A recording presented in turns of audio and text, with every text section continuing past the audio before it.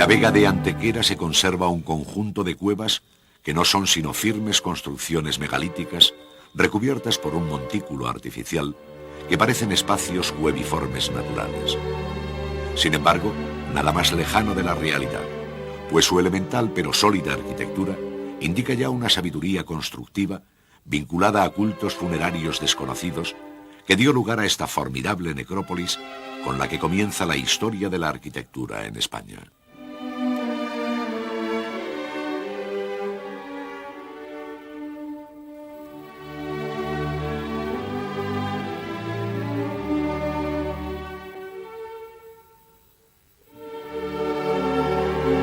Cada una de las cuevas de Antequera tiene su propia personalidad, destacando la de Menga por la solidez de su construcción y el gran tamaño de sus pétreas piezas, tanto que el temor al peso de su masa aconsejó colocar unos apoyos intermedios en el interior a modo de rudimentarios pero efectivos pilares.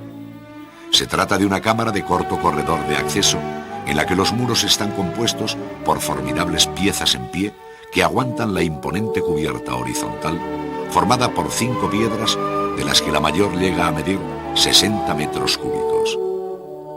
El esfuerzo para cortar estos bloques con técnicas y utensilios muy rudimentarios, su traslado y colocación denotan un serio conocimiento del arte de construir. Tartesos era un emporio aún floreciente en aquel tiempo, de modo que cuando regresaron los samios, llevaron grandes ganancias. Los samios tomaron la 10ª parte de sus beneficios, 6 talentos, e hicieron en bronce una especie de crátera de Argos.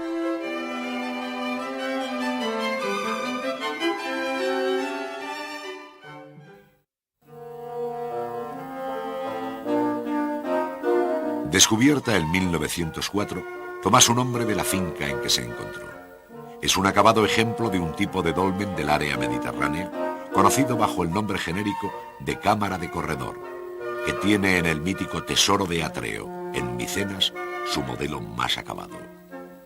La cueva del Romeral cuenta con un largo corredor construido con aparejo de piedras menudas, sin labrar ni unir con mortero alguno y cubierto por grandes piedras enterizas. Al final del corredor se abre el paso de inclinadas jambas a una cámara funeraria de unos 5 metros de diámetro, cuya bóveda, formada por aproximación de hiladas, se cierra con una gran losa pétrea. Una segunda y diminuta cámara alarga hasta 35 metros la longitud total de este dolmen.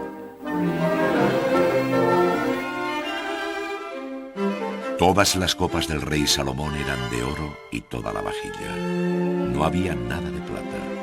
No se hacía caso alguno de esta en tiempos de Salomón, porque el rey tenía en el mar naves de Tarsis con las de Irán, y cada 3 años llegaban las naves de Tarsis trayendo oro, plata, marfil, monos y pavos reales.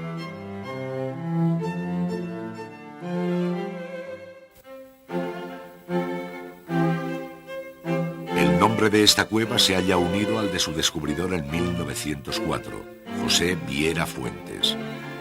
Como los dólmenes de Menga y Romeral, también este se encuentra bajo un montículo artificial en el que se abre una entrada a modo de alargado atrio que ha perdido en parte su fisonomía original. El corredor, con poco más de 15 metros de longitud y 2 de alto, está construido con grandes piedras hincadas en el suelo, llamadas ortostatos. Estas están labradas con cuidado para alisar sus caras vistas, soportando otras en horizontal cuyo acabado, por el contrario, no se ha apurado con el mismo esmero. El manejo de herramientas metálicas queda patente en la difícil tarea de horadar la puerta de ingreso a la cámara sepulcral, abierta en una losa de gran tamaño, así como en el ajuste de las 4 grandes piedras que forman esta cámara de planta rectangular.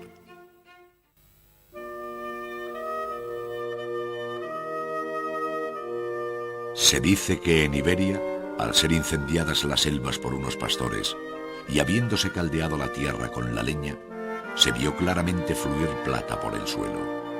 Y poco tiempo después, habiendo sobrevenido unos terremotos y agrietados aquellos lugares, se reunió gran cantidad de plata.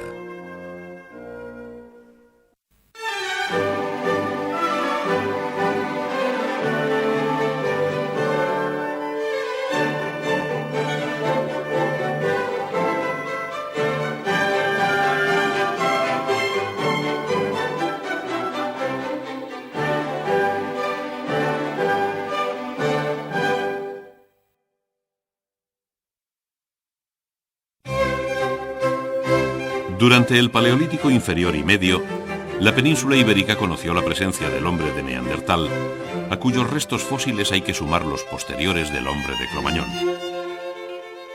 Bajo el Paleolítico superior, se multiplicaron los yacimientos en la región cantábrica, destacando la cueva de Altamira. A estos hombres cazadores siguieron los agricultores, que durante el Neolítico dejaron huella de su presencia en la zona levantina y atlántica, acelerándose desde entonces la superposición de culturas como la almeriense, cuya expansión coincidió con la difusión de la arquitectura megalítica. Poco después, se descubría la metalurgia del cobre y aparecía el vaso campaniforme, iniciándose la edad de los metales que contempló la formación de 6 grandes áreas culturales.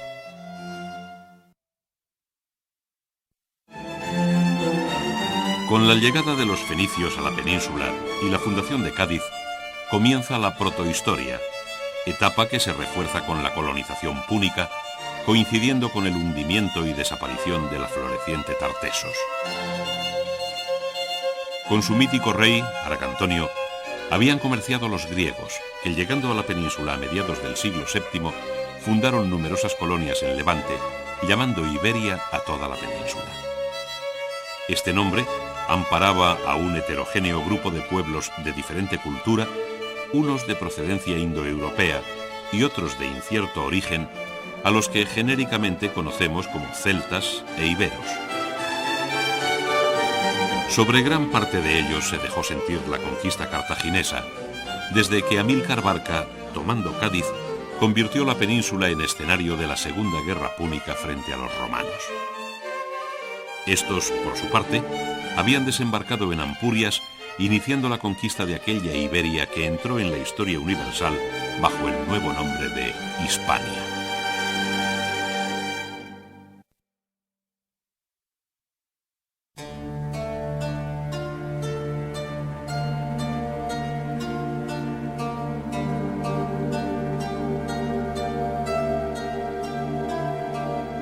El despertar de la humanidad se acompañó de sencillos utensilios en piedra, labrados con destreza, cuya forma se iría adecuando a su función, haciéndose más cómoda para la mano del hombre.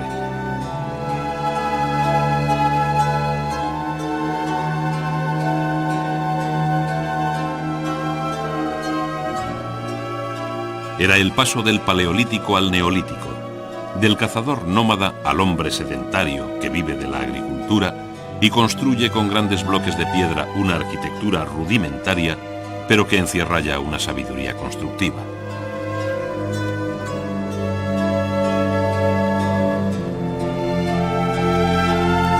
Atrás quedaban los años oscuros de las cuevas, cuyas pinturas rupestres dejan ver la gran capacidad del hombre prehistórico para reproducir los animales que caza en un clima adverso que conoció una fauna ya extinguida.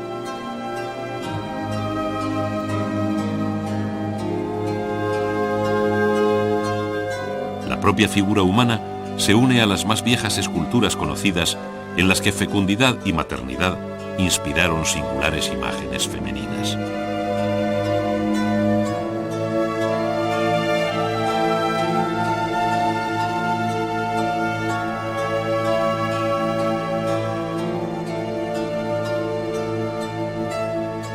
Luego, en el Neolítico, el panorama de la cultura material se enriqueció con bellas piezas cerámicas hasta llegar a la edad de los metales, cuando el cobre, bronce y hierro permitieron avances decisivos al dominar la metalurgia, destacando en este final protohistórico las excelentes piezas de orfebrería.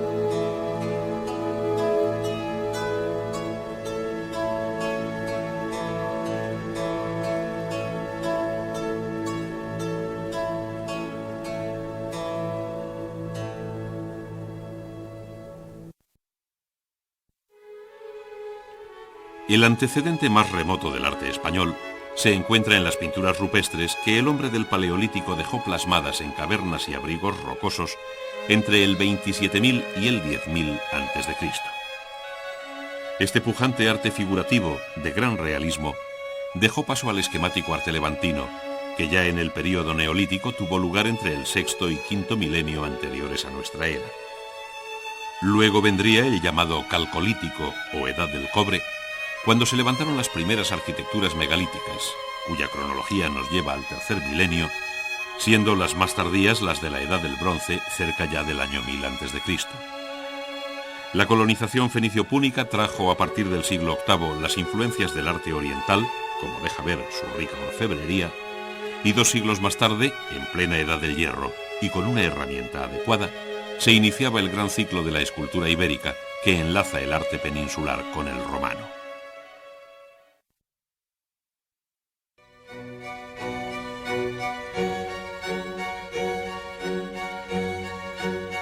La naturaleza proporcionó al hombre una cierta idea de la arquitectura al prestarle sus cuevas, abrigos rocosos y estratégicas acrópolis para defenderse del clima, de los animales y de la misma especie humana.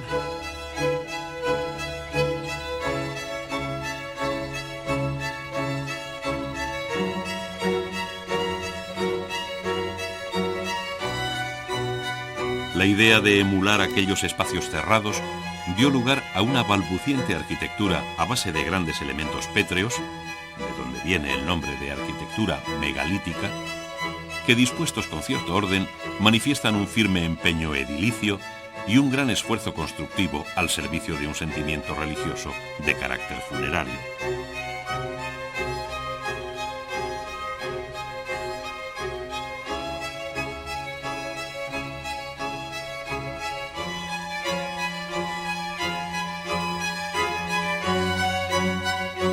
Después, aquellas piedras informes fueron cortándose a voluntad, dominando la materia con elemental utillaje y el espacio al combinar cámaras, corredores, dinteles, bóvedas y aparejos.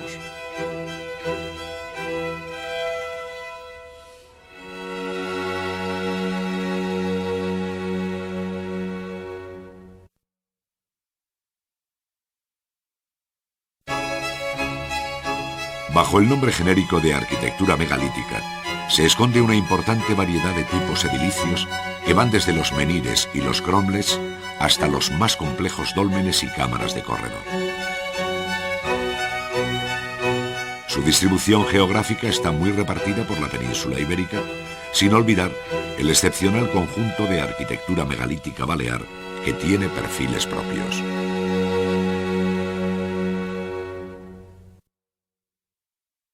En el horizonte de las Islas Baleares irrumpen con fuerza importantes vestigios de la cultura megalítica, estrechamente ligados a experiencias análogas en la cuenca mediterránea.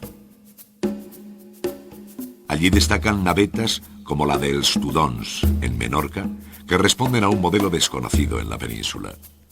Su característica forma de casco de nave invertido, el cuidado aparejo y la cámara funeraria interior señalan las fases finales de la arquitectura megalítica.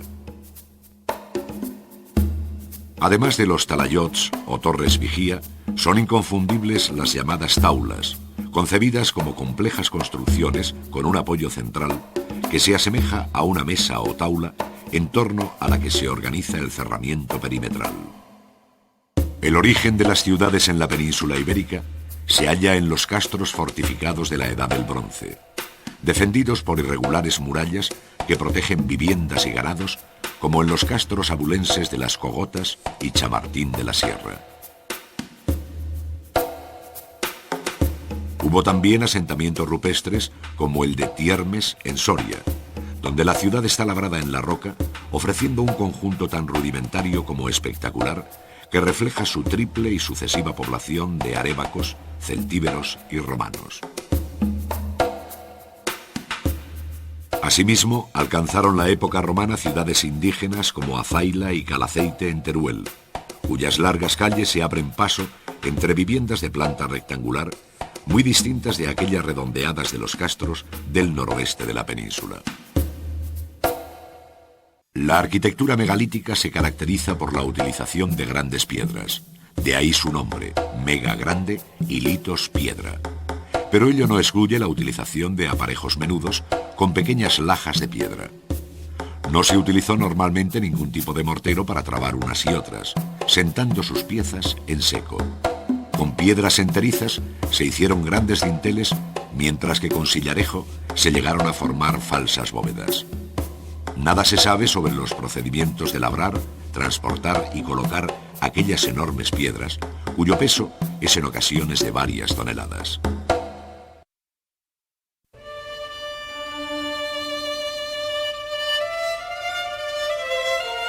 Desde los primeros petroglifos prehistóricos, cargados de tanta magia y simbolismo como la propia pintura rupestre, hasta el dominio del espacio a que aspira la escultura monumental de los berracos celtibéricos, hay todo un mundo de esculturas rituales que pueblan la España prerromana.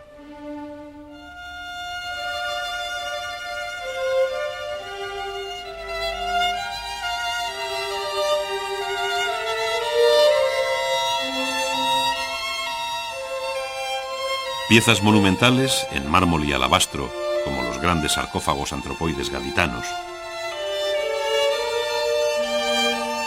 Blandas calizas que se enriquecieron con superficies de noble y minucioso trabajo.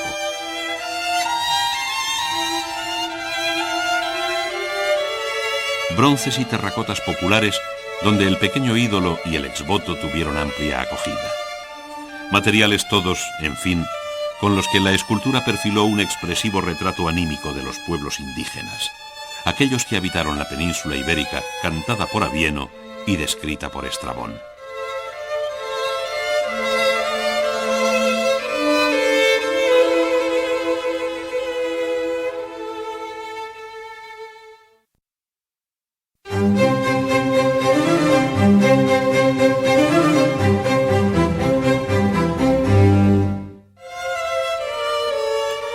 La península asimiló inicialmente el mundo formal y artístico de otras culturas de la cuenca del Mediterráneo.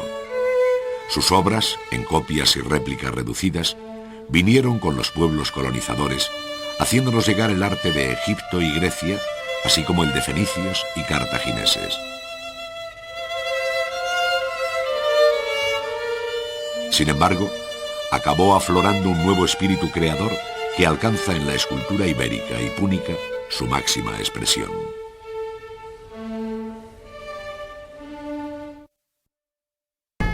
La escultura ibérica se desarrolló entre el siglo VI a.C.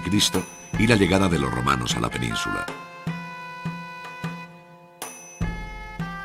Sus obras, localizadas en el Levante y en el sur, sorprenden por la expresividad, severidad y grandeza que encierran.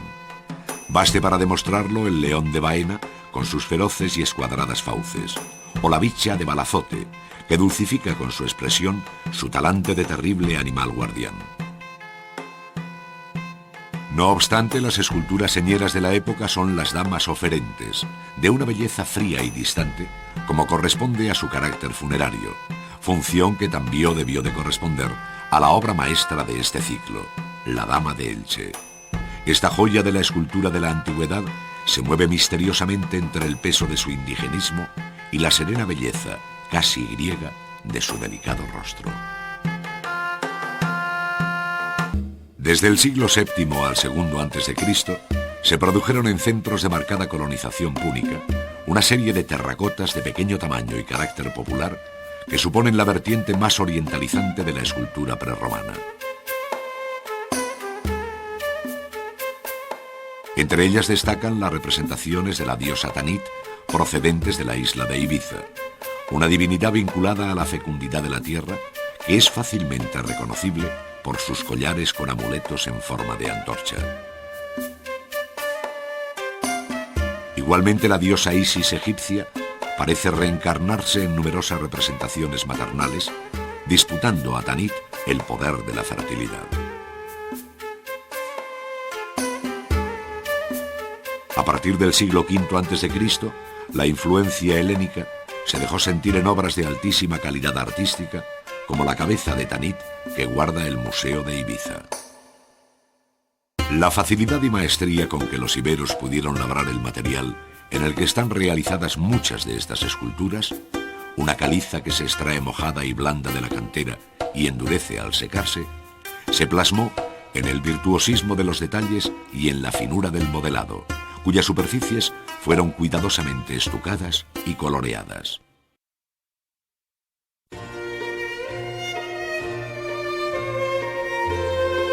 La pintura es la más temprana manifestación artística del hombre paleolítico, y tuvo lugar hace 30.000 años.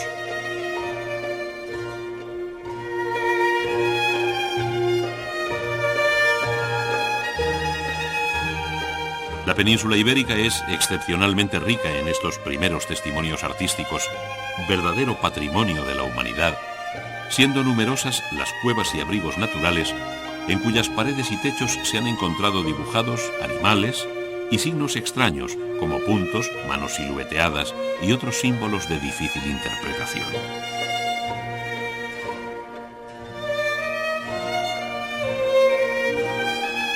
Todo ello prueba el sentimiento mágico del hombre primitivo, que arropa su creencia de asegurarse una buena caza, representando fielmente la víctima elegida. Por ello, la figura humana aparece tardíamente, en el Neolítico, cuando la organización de la tribu aseguró la supervivencia y programó la caza y la recolección como actividades rutinarias.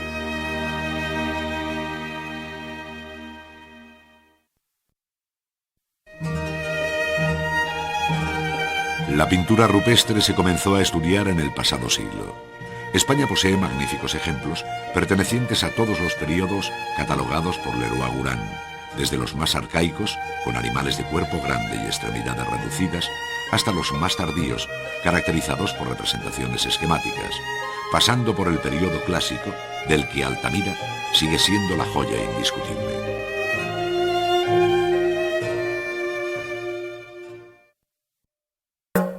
Marcelino Sanz de Sautuola excavó Altamira en 1875 y en su techo encontró más de 150 figuras de animales.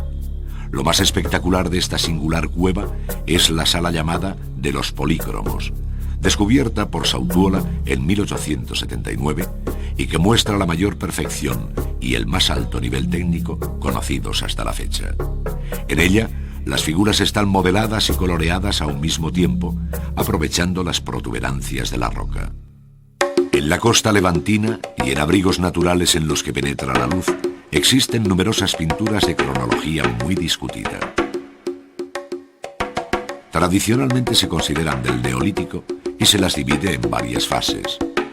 La naturalista de animales estáticos, la estilizada con figuras humanas, la fase dinámica con grupos de figuras en movimiento y la pintura esquemática de figuras aisladas sin dinamismo. La roca de las cuevas, dependiendo de su grado de descomposición o cristalización, fue más o menos dócil a los utensilios del hombre prehistórico, y este la grabó o la pintó según sus posibilidades. Utilizó dos colores base, el negro, sacado unas veces del carbón vegetal y otras del óxido de manganeso, y el ocre, consiguiendo con el óxido de hierro una amplia gama que va del rojo al amarillo. Los colores se rayaban y depositaban en un recipiente plano, donde se mezclaban con grasa o tuétano, aplicándose después a las paredes de la cueva. La humedad mantuvo adheridos los pigmentos, posibilitando que las pinturas hayan llegado hasta nosotros cuando el proceso de calcificación lo ha permitido. El hombre primitivo se rodeó pronto de objetos de utilidad, como hachas de piedra, cuchillos y raederas, instrumentos para moler el grano o arpones.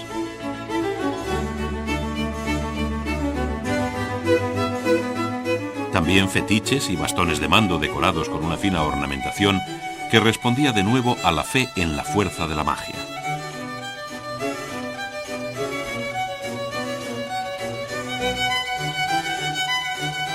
En el transcurso de la Edad de los Metales, las espadas, puñales, puntas de flecha y otros instrumentos de guerra se fueron perfeccionando. Pero son la cerámica y la joyería las artes que mejor recogen el afán estético de esta época, cuyos impresionantes ejemplares demuestran, además, la permeabilidad entre los distintos pueblos primitivos, como ocurre con la gran cultura del vaso campaniforme o con las técnicas de joyería comunes a todos los pueblos del Mediterráneo.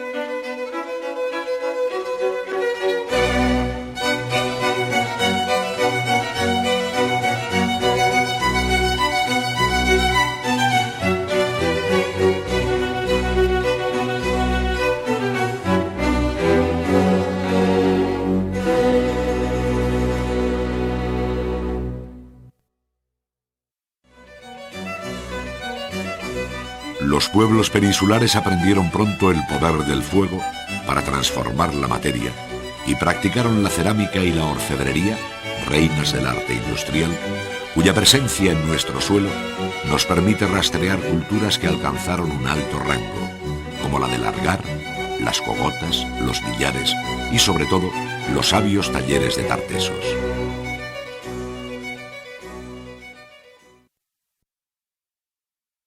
Las primeras muestras de cerámica española son piezas de decoración impresa.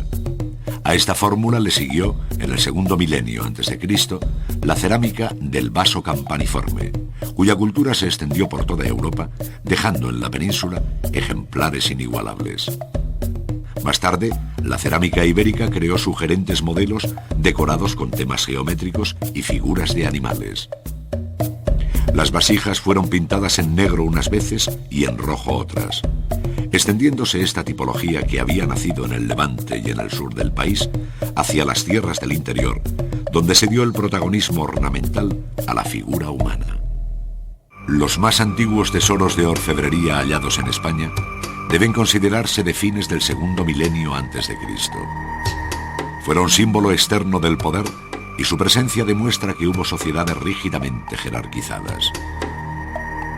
Las joyas encontradas en la península están influenciadas bien por la tradición de la orfebrería celta o bien por la delicadeza y barroquismo propios de los pueblos del Mediterráneo. Así, el tesoro de Villena o los ejemplos castreños del noreste peninsular, donde los torques son el emblema étnico del valor del guerrero celta, tienen un origen centroeuropeo, mientras que en otras ocasiones, como ocurre con muchas piezas de los famosos tesoros del Carambolo y la Aliseda, la labor de filigrana denuncia su ascendencia mediterránea. La técnica más interesante del Neolítico es la cardial, llamada así por el Cardium edule, un molusco cuya concha se presionaba contra el barro tierno, dejando una huella muy singular. En cambio, las marcas que decoran los vasos campaniformes se realizaron por incisión, rellenándose los dibujos con pasta blanca antes de meterlos en el horno para dar la apariencia de líneas pintadas. La cerámica ibérica supuso una revolución técnica al incorporar el torno, porque se dio mayor pureza a los volúmenes y se pintó la decoración sobre paredes bruñidas y no porosas.